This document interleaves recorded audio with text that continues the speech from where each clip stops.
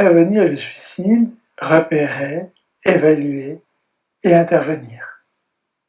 Les principaux chiffres concernant le suicide, il est important de connaître, on est sur un taux élevé en France, une mortalité qui est bien plus élevée que la plupart des pays européens. On compte aujourd'hui encore 9000 personnes qui se sont tuées dans les dernières données que nous avons, ce qui veut dire près de 30 personnes qui se suicident chaque jour sur le territoire de la France. Et à chaque décès par suicide, il y a 7 personnes qui vont être impactées directement et 26 personnes qui vont être endeuillées. Sur le plan économique, on considère qu'il y a un coût considérable, 350 000 euros, le coût global de chaque suicide, avec un coût sanitaire et des coûts indirects. Nous voudrions insister sur les facteurs de risque, et en particulier le fait qu'un antécédent de tentative de suicide est le facteur de risque le plus important. Il multiplie par 4 le risque de suicide ultérieur et il le multiplie par 20 dans l'année qui suit la tentative de suicide. Le cœur de la stratégie recommandée par le ministère de la Santé et de la Solidarité pour réduire la mortalité par suicide, c'est d'organiser un suivi pour chacun de ceux qui a été identifié avec un risque suicidaire et maintenir un contact. Et il a été montré que c'était tout à fait efficace, et l'esprit du programme Vigilance en particulier, et que c'est important d'associer donc différentes actions, notamment mettre l'accès à une ligne téléphonique. SOS Crise est un exemple de ligne dédiée aux situations de crise, savoir repérer et traiter la dépression, apprendre à intervenir en situation de crise. Tout le programme développé par chacune des agences régionales de santé à la demande de la Direction générale de la santé pour avoir ces nouvelles compétences, et le GEPS, Groupement Études et Prévention du Suicide, qui porte le contenu scientifique de ces actions, encourage également le développement d'actions vers les médias dans le cadre du programme Papageno pour réduire ce risque de contagion suicidaire. Le suicide n'est jamais un choix, c'est précisément l'absence d'un choix dans laquelle se retrouve la personne souffrante qu'elle peut avoir la conviction que le suicide s'impose à elle pour abréger un niveau de souffrance qui ne lui est plus supportable. Et donc, c'est au clinicien d'aller rechercher s'il y a des idées, des plans suicidaires qu'il faut aller absolument explorer, notamment dès qu'un patient présente une symptomatologie dépressive ou une symptomatologie de stress post-traumatique, la dépression étant la première cause que l'on va retrouver dans les suicides.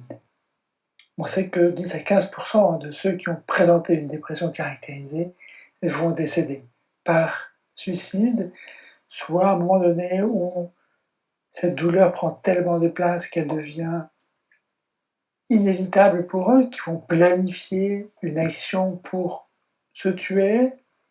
Mais il peut y avoir aussi des moments beaucoup plus compliqués à prévenir, qui sont dans des situations de paroxysme anxieux tel qu'un passage à l'acte violent peut être fait. On a également des planifications de suicide dans des moments de grand désespoir où la conviction délirante vient entraîner la personne à tuer, avant de se suicider, plusieurs de ses proches pour les protéger d'une souffrance qui lui paraît trop importante. On va avoir d'autres comportements suicidaires, avec des prises de risques importantes, face à la maladie, des résignations, des refus de soins qui vont être des équivalents suicidaires qu'il faudra également savoir repérer. La priorité dans l'évaluation est de considérer les critères d'urgence. Est-ce qu'on est sur un niveau faible d'urgence? La personne cherche encore des solutions, on n'a pas de plan précis pour se suicider, elle a une capacité à faire face.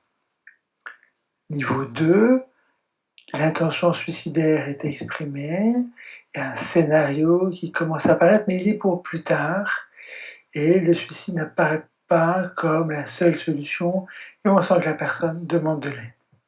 Niveau 3, élevé, la personne a planifié le passage à l'acte dans les jours qui viennent, elle est coupée de ses émotions, elle rationalise sa démarche suicidaire face à une souffrance morale majeure, et en plus, elle nous dit qu'elle a un accès au moyen de se suicider tel qu'elle l'a envisagé. Le deuxième axe d'évaluation est celui de la dangerosité.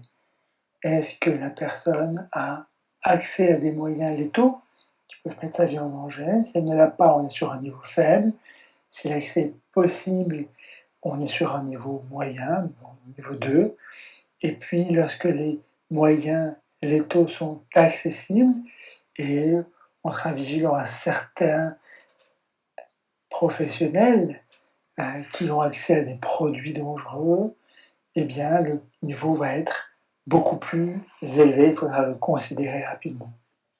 Pour évaluer l'importance du risque suicidaire en termes de marqueurs épidémiologiques, voilà, cette grille est habituellement utilisée, elle permet d'identifier que les hommes sont à un plus haut niveau de risque épidémiologique, qu'au-delà de 45 ans également, le risque va être plus important, que plus le désespoir ou la dépression apparaît, le risque augmente.